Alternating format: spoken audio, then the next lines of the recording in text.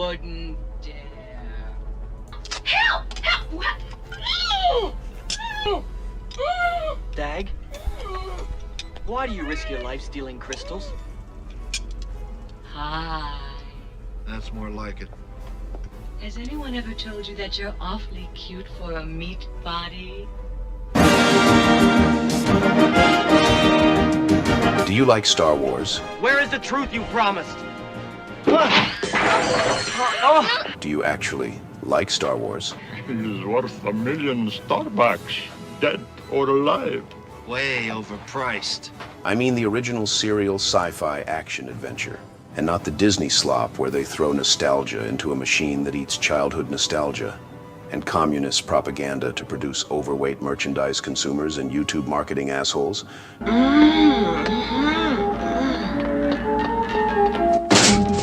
you like American animation? Would you give Ralph Bakshi a child if he would let you? What the?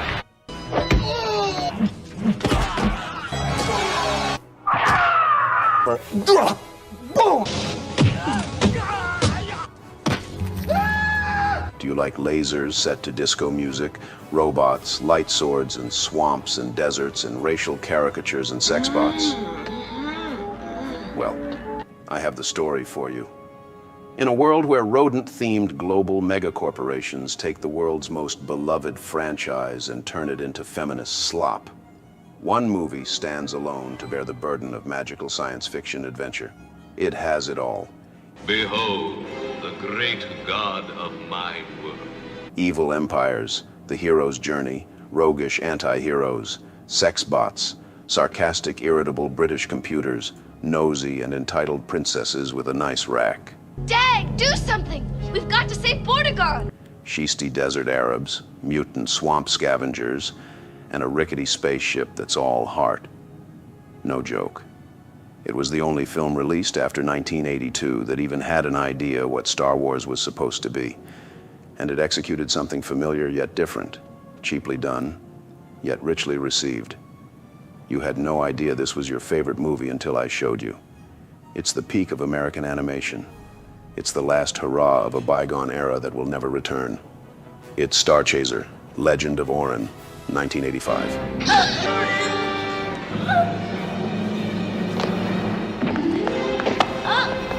Give me the hilt, Taka, or she will die like the other.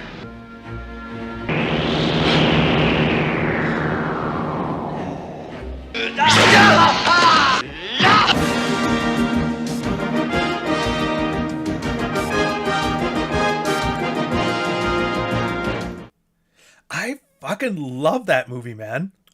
Okay, side note. I love it so much. When I first saw it as a kid, I don't remember when it was. There was a scene where they're flying to the princess's place and those ships kind of invade them and they have to shoot them all down. I actually thought that was like some deleted scene out of Star Wars.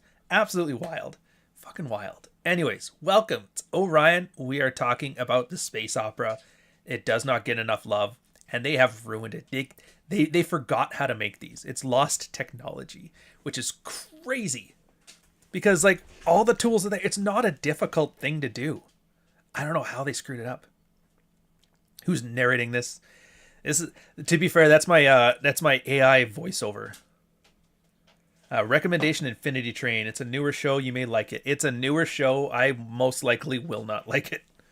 Who knows? Maybe you're right, though. We'll see. Yeah, so if you guys don't know, this is 1985's Star Chaser, Legend of Ohrian. It was released by some production company out of, like, Minnesota. It's some nobody, came from nowhere, went from nowhere. But the style of it is something that's just magnificent. If you recognized it, like, you couldn't quite place it, it was the American animation that came out of the 70s. Ralph Bakshi. Turns out Disney was making a ton of high production quality animations. Disney was like the leader. In fact, Japanimation came about because what's his face, Watanabe, or whoever the creator of Japanimation Resurgence was, I can't remember his name. But he watched Bambi and he loved that big eye doe look. He's like, you know what? Let's change our entire national identity around that artistic style. And so Bambi created Japanimation. But the West was still there, Warner Brothers and that. And what had happened was Disney was spending huge money on these giant productions. And then Ralph Bakshi came out of nowhere and he's like, I can't afford that. And so they started doing things on the cheap, which is technically what Japanimation did. They, like speed lines, remember speed lines in anime? They did that because it was less drawing required.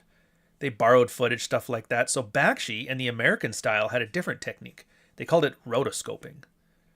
You may ask yourself, what's a rotoscope? Well, let me tell you. A rotoscope is where you have actors act a scene, project it onto your page, and then just trace it. Just trace it.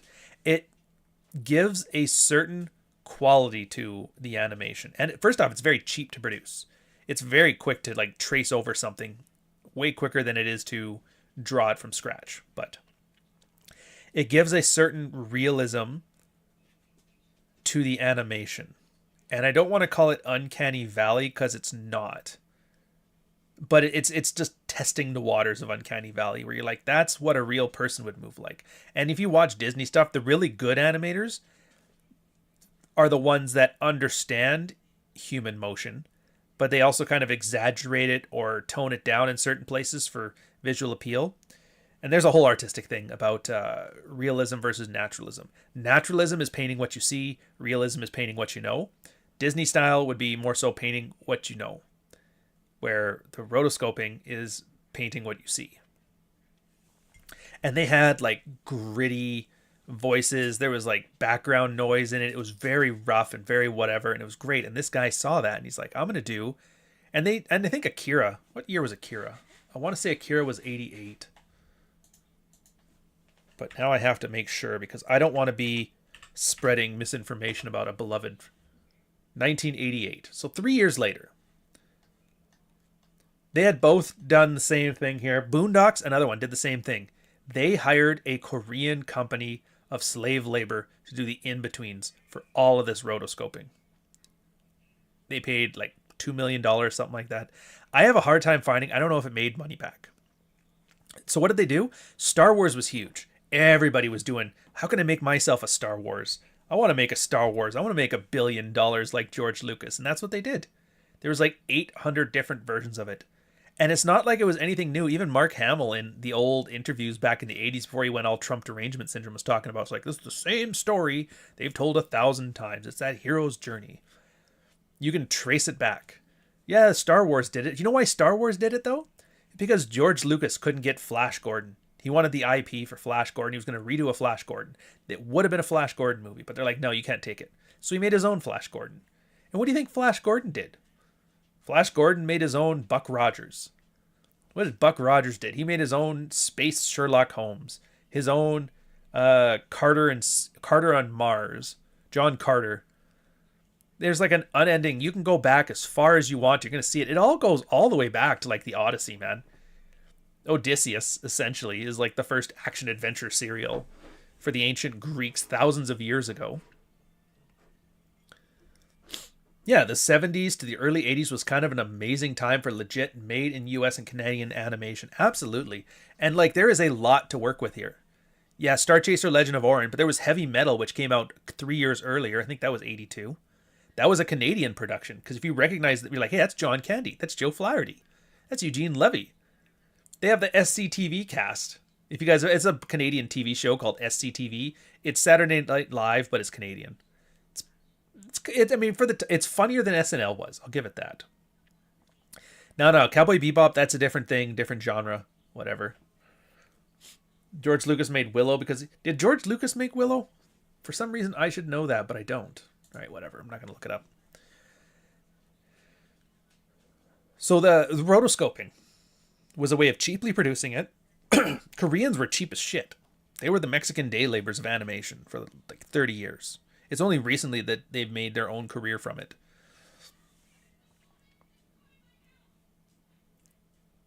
Yeah, it's a good thing you didn't remake it. Yeah, to be fair. And that's one of the videos I'm going to do later on is the Flash Gordon one. Anyways, back to this. Yeah, so they took the hero's journey. They put it in space. They used rotoscoping. And it's the thing that I like about the movies that are good is they don't become a cookie cutter copy paste. Yeah, there's maybe they'll use cliches, like the hero's journey is a very cliched thing, a space opera is a very cliched thing, but they mix and match from it. Same as Predator. They took your standard action movie, and they flipped it on its head and they turned it into like a horror film. What? Yeah. The first half of the movie is Predator, is like the action movie Predator. The second half is Friday the 13th. Or Freddy Krueger kind of shit. Or Halloween. It's just an evil presence hunting these guys in the dark. What happens if the action movie stars were the same pathetic women that could get killed by Mike Myers? I was like, see what I mean? Mixing things together.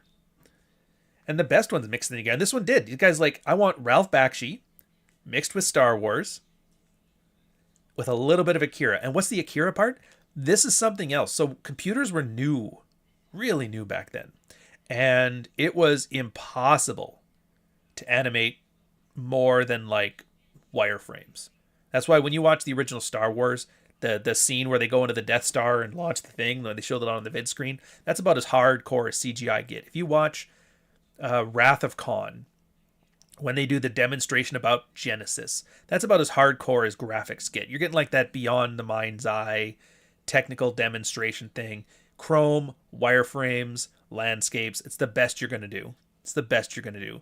So what did animators think? Like, well, wireframes. You know what we're already doing? We're just doing wireframes with film anyway. And so for the spaceship on this one, they CGI the wireframes and then they hand paint over it. And I think that is a far superior technique to what people do now, where they completely color everything in. In fact, I wish and you want to see a good example of doing it poorly, there's an anime called Golgo 13, which is like Japanese James Bond. Don't do that. Ghost in the Shell kind of figured it out. They technically put all the CGI stuff into like a CRT television monitor kind of thing. So it's supposed to look shitty. So they made it work. But for the most part, if companies today, when they were doing animations, and they're still cel shading everything, don't CG shit. CG wireframe it and then pan paint it. Well, there's software that can do it. Yeah, it doesn't look the same. I don't know what to tell you. If they wanted to, they would have made CGI look like matte paintings for backdrops and stuff, but they can't, and they don't, and it just doesn't look right. The matte paintings give it a how to describe this? There's a certain suspension of disbelief, and mostly people talk about that, where you have to ignore things that would happen in real life but don't in the universe of like the self-contained story, which is fine. Matte paintings do a different thing though. It's a suspension of disbelief in the sense that they're telling you this is a fictional story. And you'd like, why does that matter? Like, first off, it's visually it's interesting. Where everybody knows this is a piece of work. This is a work. And you wouldn't think, well, yeah, everybody knows that films aren't real. It's like, not so much, man. Have you ever been on Twitter? Have you ever talked with people? Have you ever talked with progressives? Do you know what they do? Everything is Star Wars references and Harry Potter references. And this is just like the thing. And they talk about movies as if they're real life. Like, they're literally the wrestling is real people that used to mock people who thought wrestling was fun. You know wrestling's not real, right? Yeah. Do you? Oh. Do you know Star Wars isn't real? Do you know Harry Potter's not real? Yeah, but it represents the real world. It's like, yeah, it represents what an author told you. An author did something, a screenwriter did something else, and they put it down not because it was true, but because it was compelling. At least if they did it right. If they didn't do it right, it's just flat out shitty propaganda. Or social conformity. So yeah, I enjoy, and I guess this is a phase that all special effects go through, where it starts as a technical limitation to make something as realistic as possible, and then once the technology moves past it, it gets a resurgence. It comes back as like a stylistic choice, like the hand-drawn, cel-shaded animations. I think they are due for a comeback. Now back to Star Chaser. It actually was not well received because everybody looked at it like, oh, it's just a Star Wars clone. Remember when Doom came out, then all the first-person shooters were just Doom clones? Yeah, it was one of the Doom clones of Star Wars. There was that. There was the Battlestar Galactica TV series. It was kind of campy. Not the 2000s one, the one from the 80s and 90s. I think it ended in like 88 or something like that. There's tons of movies like this. Every space adventure, there's ice pirates. I could probably think of like a bunch more. Don't have dreads because shave my head daily. Call me a skinhead. I call you a pinhead. What are you rambling about? Oh yeah, because there was a bunch of these ones. And it was just slop, and everybody looked at them as if they were just like knockoff Star Wars. Which Star Wars was knockoff Flash Gordon, but it didn't matter because they did the things, they did it right. Anyways, so fast forward, you got Lucas has decided, you know what I'm going to do with all my movies? I'm going to shitify them. I'm going to throw CG into Star Wars that I couldn't have added before, not realizing that the technical limitations he had at the time created a stylistic quilt that he put all over his films, which gave them their own aesthetic, like the Star Wars aesthetic. And I know everybody's like, oh, it's just LucasArts, right? But no, it's the special effects that they used are unique to them. You don't see those in other places. They had like model battleships, so everything is very cutty and jaggedy, and that there's no like big bubbly ships, at least not until the prequels and that. Everything had it was like a mixture of green screens, of CGI, and the specific flavoring that they used was something unique to that. So when Lucas comes in and just throws CGI slop into the prequel, he kind of fucked with the recipe. He knew it's New Coke. It's New Coke. Remember New Coke? Turns out Coke was losing market share to Pepsi. So Coke people went, hey, let's make Coke sweeter. And they did, and they tested, and everybody's like, dude, this tastes way better than Coke. And so they put it out, and they called it Coke. And everybody's like, fuck you. That's not Coke. Because they forgot. Like, yeah, sure, you can make a better recipe, but people don't want better. They want the association that they have now. They want the familiarity.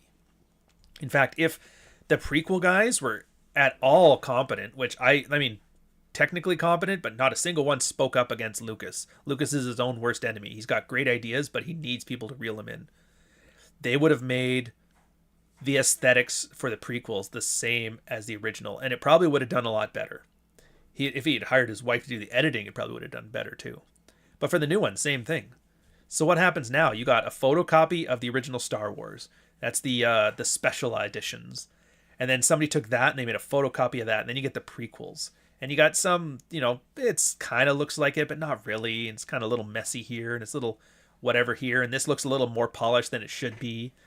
And then they did a photocopy of that, and that's when you get the sequels. And you're like, what the fuck is this? And that's when you get that Astrolux camera, that gray instead of black. The special effects are a little bit too shiny, a little too sharp. Kind of feels like you're being pandered to. And then you get the new Star Wars where they're doing like the rainbow LGBT lightsabers and shit. And you're just like... And you understand what they call it. Like when you hear the concept deep fried, you understand what it means. It's a photocopy of a photocopy of a photocopy. Each time it's picking up artifacting and grit and grain. And there's always like a degradation of the original signal. And you used to think, when you think that, you always think it means worse and shittier. But in this case, it kind of went the other way. Shinier, smoother. It's just not the same.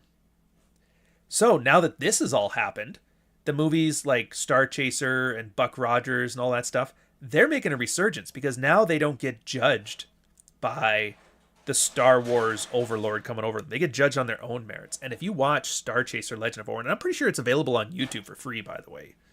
You don't even have to buy it.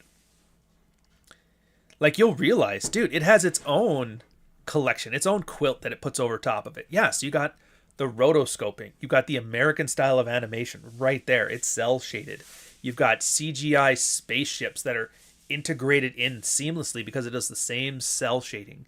You have Hero's Journey stuff, and it has...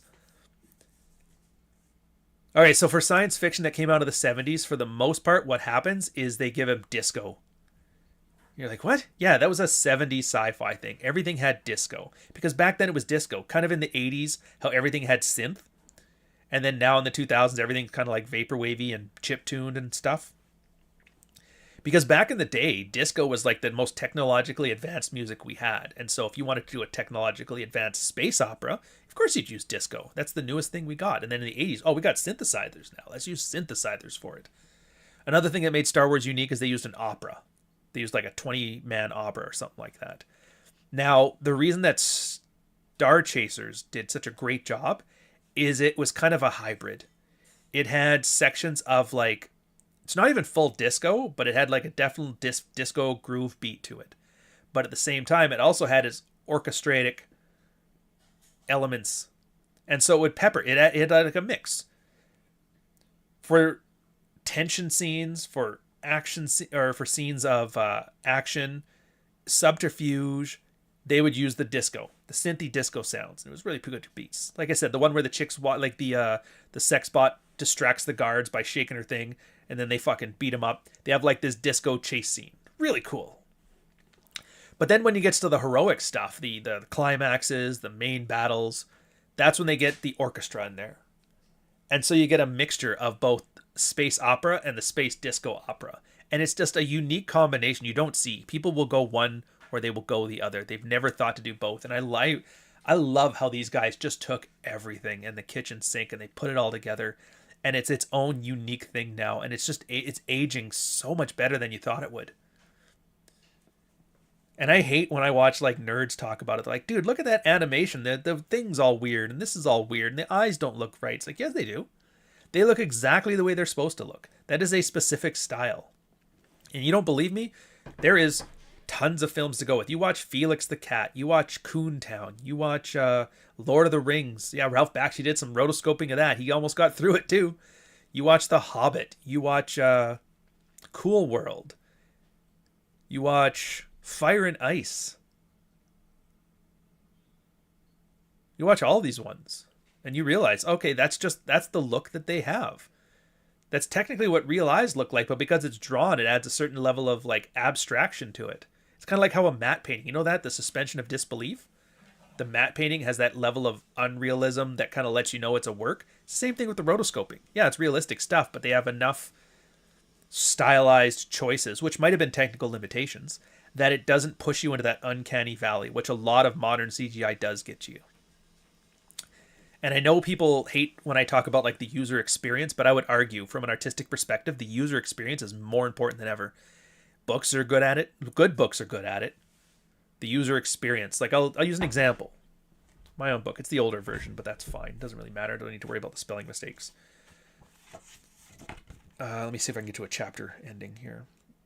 I'm trying to make what they call a metaphor in the business. There, see?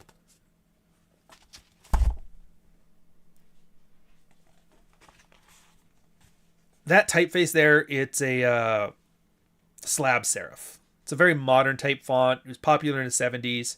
It's like a pulp idea. I also use the page numbering. It's kind of what they used to use at those, you remember those little plastic guns you'd have that you type things out and then you'd punch it in and then it would make a sticker? Like those as well. So it's got that touch of nostalgia to it. The text is Adobe Caslon, so it's like 1500s. It's made to be a completely readable font. You go through all of it. It's the same thing. That gives a certain feel that you're not going to see in other books. Here's another example. Rational Male. You guys may not know him. His name, Rollo Tomasi. Different choices. He runs, I think he used Bembo on his. But you see that? It has a more like very thin look to it. It almost looks like a Bible when you're reading it, right? Very tiny font. Very small. It's like packed full of information. It gives a completely different look.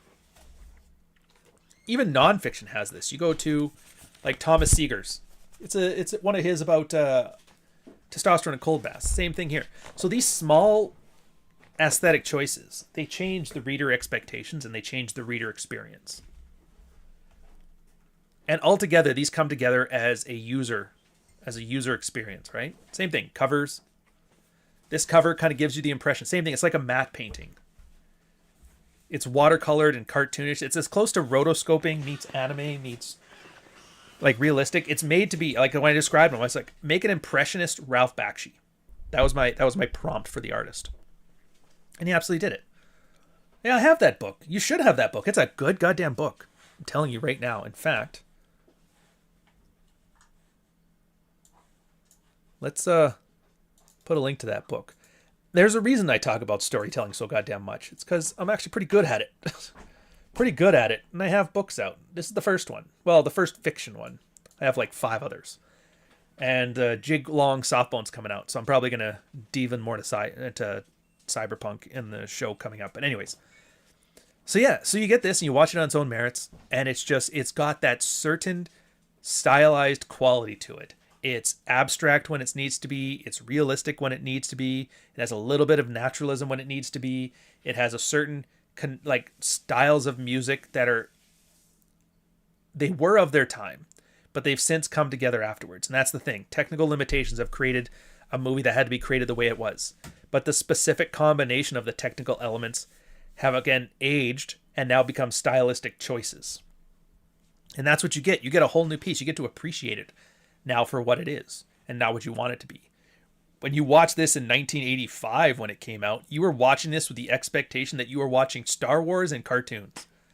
And of course it was a disappointment because Star Wars isn't a cartoon. Star Wars is a special effects masterpiece. And so you watch this with that expectation, you're going to hate it. But it's been 30, 40 years. Star Wars is no longer Star Wars. Star Wars is shiny leather furniture, synthetic leather, selling kids toys. And now you get to watch this as if it was its own movie that came out and Star Wars never existed. And you realize it's awesome. And I'm telling you, man, you watch it now. American Dragon, Jake Long on Disney Plus, dude, that would be fucking funny. And I know I'm swooning over it a lot, but I really am. Because as a kid, I knew this. As a kid, I didn't understand all the shit I'm talking about now. I just watched it as a cartoon, and it was like cartoons didn't have this. They were starting to. I was starting to get into Transformers and G.I. Joe and the idea that cartoons can do things. And I was like, oh, they're still kind of kid-like cartoons, whatever. But then I remember watching Fire and Ice and like, dude, they just killed a dude. These cartoons look like real people. What the fuck? And then as a kid, I watched them like, dude, this is awesome. This is fun. Even though it's cliched. There's on every layer of the story, it's cliched. But it's like 4 different cliches. Hero's journey. On the bottom. You know, guy has to save the world. Guy turns it down. Guy goes ahead. Guy meets a wise sage. He meets a rogue. He meets a princess.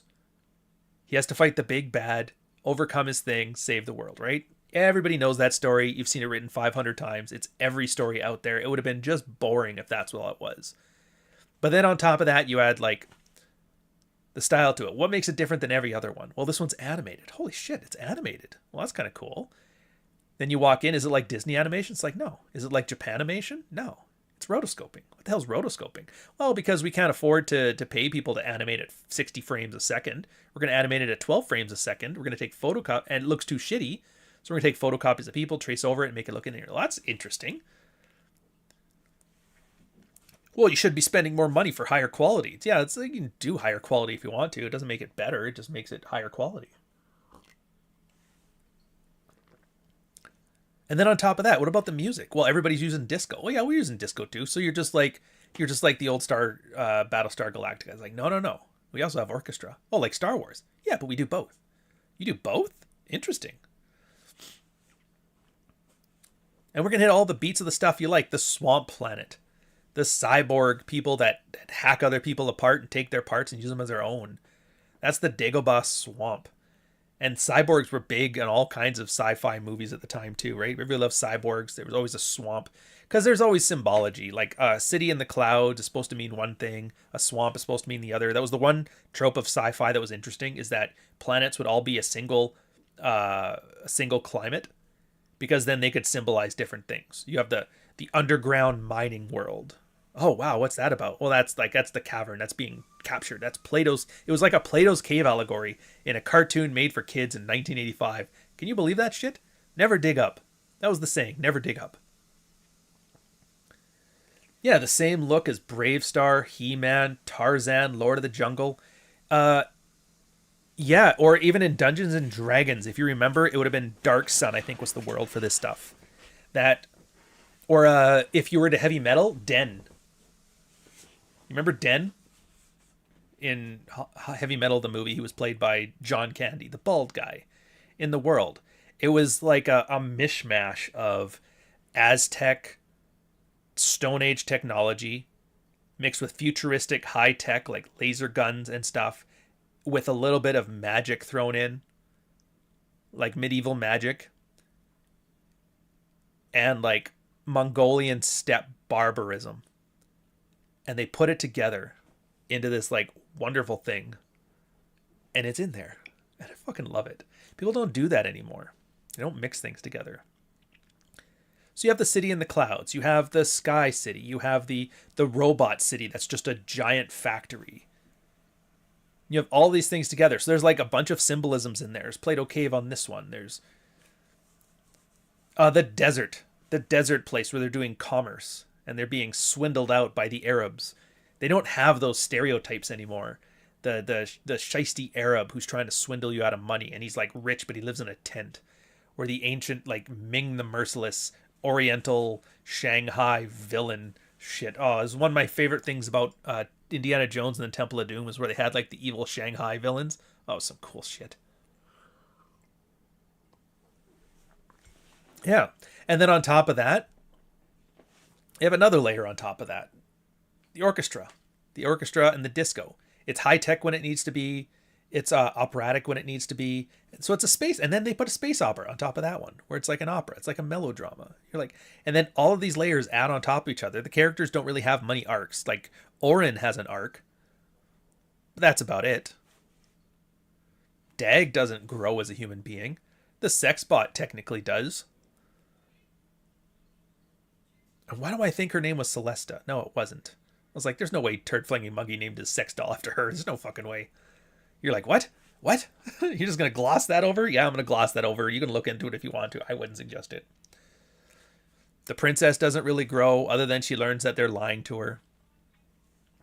The villain is kind of one-dimensional. And that's something I've been doing a lot lately, where I show movies where the only character arc is the villain, which I find to be a fascinating decision that they make. Like The Punisher was just great for that. The villain, the main villain, Franco, he's the only one that has a character arc in this one. Nobody else does. Like, that's fucking wild. Yeah, they didn't give him one too. It's just Ohrian. And his is simple.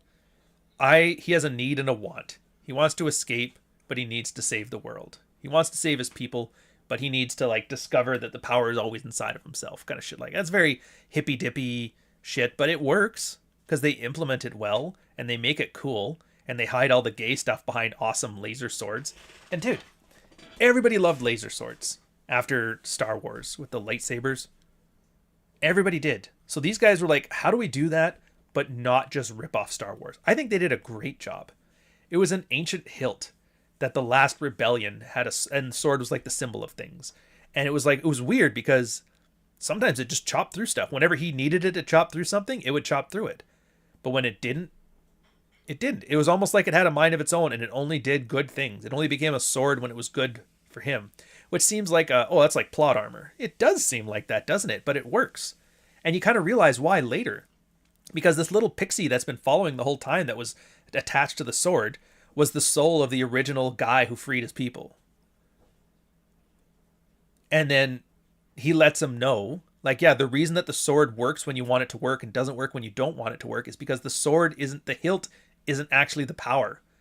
The lightsaber handle is not what makes the lightsaber. It's you. It's your will to succeed, your will to win, your will to save, your absolute goodness. And that's when at the end when he figures out, because they throw the hilt away and he's like, and he has to make it out of his own hands. It's like, holy shit. They actually turned something that would have been a really cheap plot armor trick and they make it a functional part of the story. It's like, it's such a small detail, and until I would mention it, you never would have thought of it. And I'm like, it's just fucking brilliant.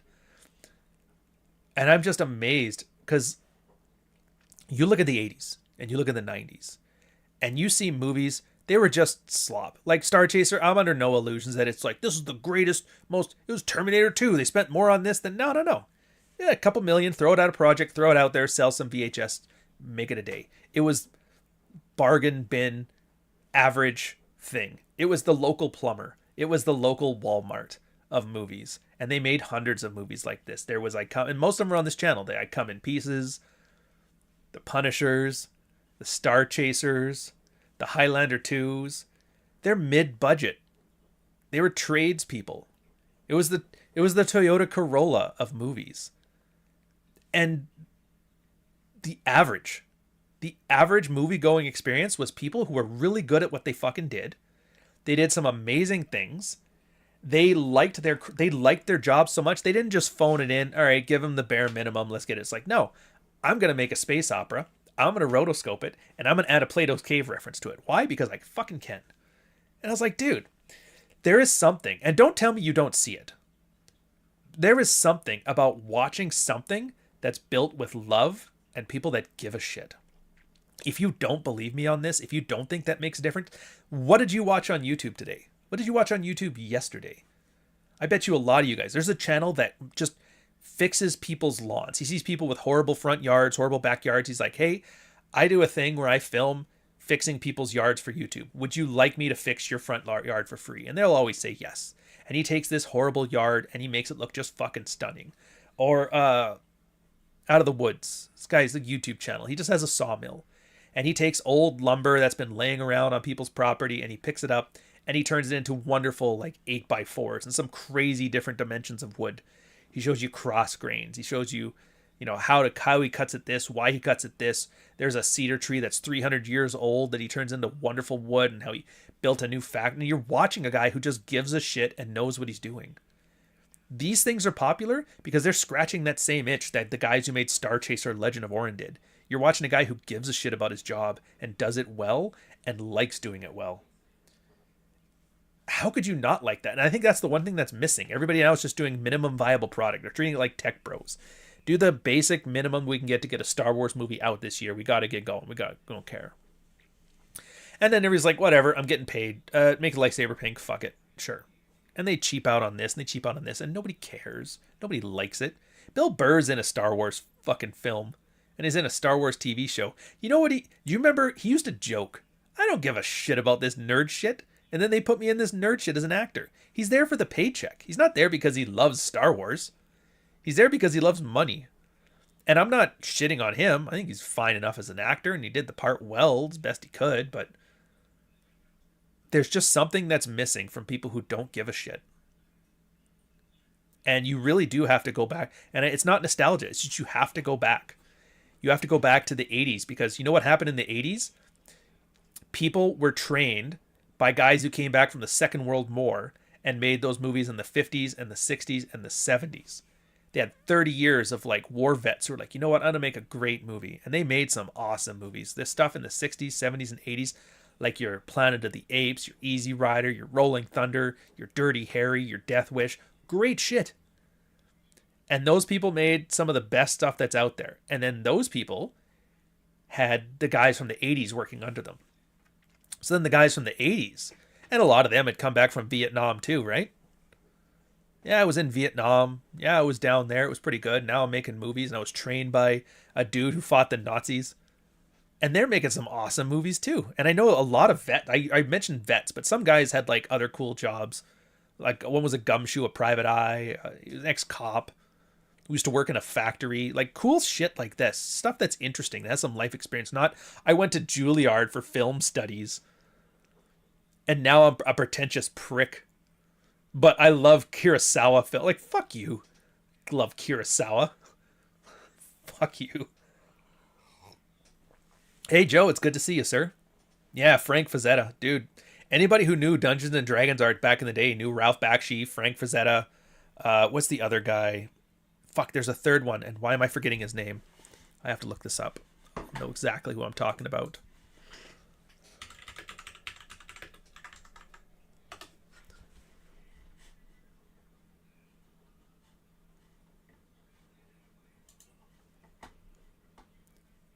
What the hell? I don't know any of these guys. Not Clyde Caldwell. It's not Larry Elmore. It's not Jeff Easley. Although Jeff Easley was one.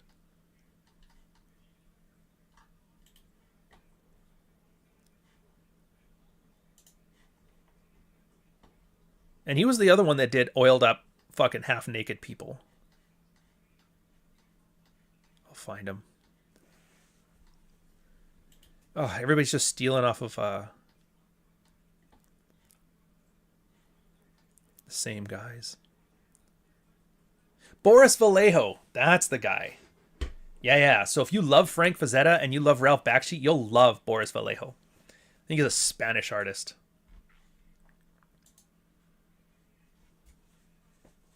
Oh, and it's funny because I always get his stuff mixed up with Frazetta sometimes. Like, you know the art that you would see on movie posters, like National Lampoon's Vacation? That was him.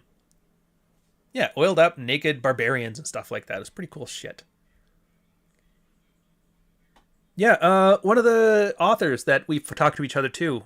She has an interview with his grandson, I think it is. Fuck, I gotta remember to put a link on this. Anyways, yeah, so when you watch this stuff, this is what I kind of want you to take from this. When you watch it, I want you to watch it on its own terms. And that's, I think, the big thing, because a lot of parents will watch like these and they're like, oh, what the fuck is this shitty cartoon? And they have their own expectations, their own preconceived ideas. It's like, no. Shut all that shit off. Don't worry about the feminists. Don't worry about Critical Drinker. Don't worry about reviews. Don't worry about cartoons made for kids. Just shed your mind of all that stuff. You sit down and you're like, I want this thing to tell me what it is, what it's trying to do, what it's about, and what I'm supposed to enjoy. You watch a movie on its own terms, and then you realize this, oh my God, it's actually like really good. And then your brain will gloss over, yeah, the eye was drawn a little weird here because the way rotoscoping works, or the animation here is a little bit jank. Your brain glosses over all that shit once you're put into the story, and you realize, dude, that's kind of fun. And then you get in and hear the disco thing, you're like, yeah, it has it as a leitmotif because you know some intense like battle stuff is coming. And then they do the heroic stuff and you realize that stuff's coming. And then, yeah. As long as they're only girls. You got to have some male power fantasies too, right? And you'll watch this. And then if you watch Star Chaser, I think you'll really, and you get into the animation style and you get into the aesthetics of it. That's when you're going to start going down the rabbit hole into the entire 20-year history of like the rotoscoping animations. You're going to watch Cool World. You're going to watch Fritz the Cat. You're going to watch Coontown. You're going to watch Fire and Ice. You're going to watch The Lord of the Rings. You're going to watch The Hobbit. You're going to watch all of these ones. And then you'll eventually get into like some of the Warner Brothers stuff like Iron Giant, Brave Little Toaster. And I use the Brave Little Toaster as like a gimmick where I'm talking about few movies are perfect. And then I'll pick a bunch out of the genre. So if I'm talking about Star Chaser, I'm like, few movies are perfect. Battlestar Galactica, Star Wars, The Brave Little and it always ends with The Brave Little Toaster. But The Brave Little Toaster was a fucking amazing movie. They and the Iron Giant, they will bring grown people to tears. Just the blanket worried about having that big magnet thing. And they make it kind of a musical too, or the Iron Giant. You want to make a grown man cry? You show him that scene where the big robot says Superman and then flies into the fucking nuke. Ugh. You want to watch your dad cry? That's how you have it happen. And the Iron Giant never spoke to the whole... He was like Groot in Guardians of the Galaxy. So like the first thing he ever says, and it brings you to tears, is fucking awesome. Anyway, so you're going to get down into this rabbit hole, and you're going to absolutely love it. You're going to enjoy so many things. You're going to realize there's like 20 years of cinema that they never exposed you to. They don't put it on Netflix. They're ruining your life with stupid melodramas, the Sabrina the Teenage Witch shit. Yeah, you are what you choose to be. You get it. And that was what made it so compelling too, because it's like, for films, they have like a moral message. Something that the author or the artist is trying to convey to you. And for the Iron Giant, you are what you choose to be was exactly it. So when he says that, he makes the choice. Some cool shit. I've never seen it, but I have seen The Brave Little Toaster. There's a sequel to The Brave Little Toaster? That's bullshit. There's no way, Zach. Holy shit, it did. Oh, and it got all the actors too. What the fuck happened here? All right, no. Don't watch The Brave Little Toaster Goes to Mars. I guarantee you it's not as good. You watch the original. The original is just a simple story. It's a kid who's going off to college, and he gets rid of all of his childhood shit.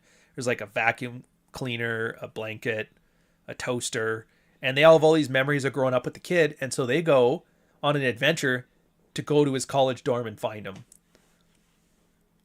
And then, it's the same story as Star Chaser Legend of Orion. Until you get to the very end when they're at a junkyard and the kid's looking... I don't remember why the kid was there. He's there with his girlfriend. And he was just looking for some stuff to fill his dorm room with her when he was like, wait a minute, I recognize this. That's my old vacuum. That's my old lamp. That's my old... and the guy who played the lamp was the voice for Big Bird too, so it was always kind of cool because you recognize it.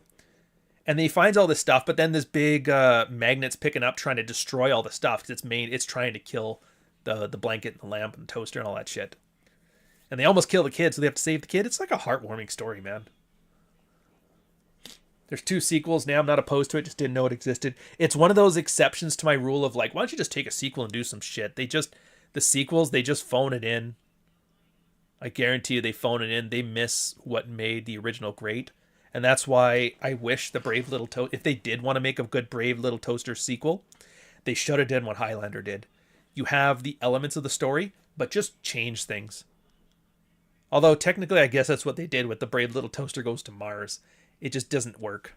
At the end, it's all in the execution. So anyways, if you haven't seen it, go see it. I'm doing the preview again just because I love that fucking that much. Give it again, sir. You wouldn't dare. Help! Help! Dag, why do you risk your life stealing crystals? Hi. That's more like it. Has anyone ever told you that you're awfully cute for a meat body? Do you like Star Wars? Where is the truth you promised? Do you actually like Star Wars? He's worth $1 million Starbacks, dead or alive. Way overpriced. I mean the original serial sci-fi action adventure, and not the Disney slop where they throw nostalgia into a machine that eats childhood nostalgia and communist propaganda to produce overweight merchandise consumers and YouTube marketing assholes. Do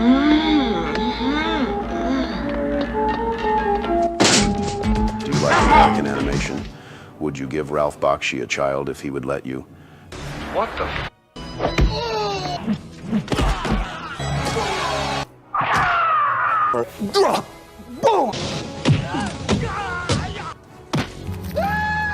Do you like lasers set to disco music, robots, light swords, and swamps and deserts and racial caricatures and sex bots? Well, I have the story for you. In a world where rodent-themed global megacorporations take the world's most beloved franchise and turn it into feminist slop, one movie stands alone to bear the burden of magical science fiction adventure. It has it all. Behold, the great god of my world. Evil empires, the hero's journey, roguish anti-heroes, sex bots, sarcastic, irritable British computers, nosy and entitled princesses with a nice rack. Dag, do something! We've got to save Vortigern! Shisty desert Arabs, mutant swamp scavengers, and a rickety spaceship that's all heart. No joke. It was the only film released after 1982 that even had an idea what Star Wars was supposed to be. And it executed something familiar yet different, cheaply done, yet richly received. You had no idea this was your favorite movie until I showed you. It's the peak of American animation. It's the last hurrah of a bygone era that will never return. It's Star Chaser, Legend of Ohrian, 1985.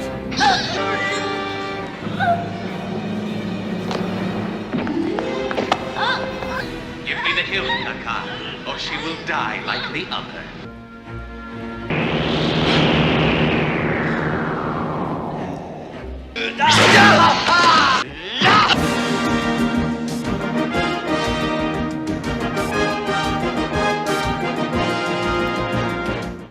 Before I go, it's just a small thing. I don't know if anybody's picked up on it or not, but I always like throwing like a little bit of low-grade misogyny into like the previews and shit. Like if you notice that, like, he just chokes out a bunch of women, and I put that in there. Or if you watch The Punisher, it's when he fucking snaps the neck of that ninja chick. Or for Way of the Gun, the scene where you punch out Sarah Silverman. I don't know why. I just like adding a little bit of that. Just kind of my way of like, fuck you and your sensibilities. Like, this is good shit. I don't care about your fucking feelings. Anyways, enjoy, watch it. I have got to do heavy metal. I got to put that on the list. I think if you're doing this, we got to do that. So yeah, enjoy. Have fun. I'll catch you guys later.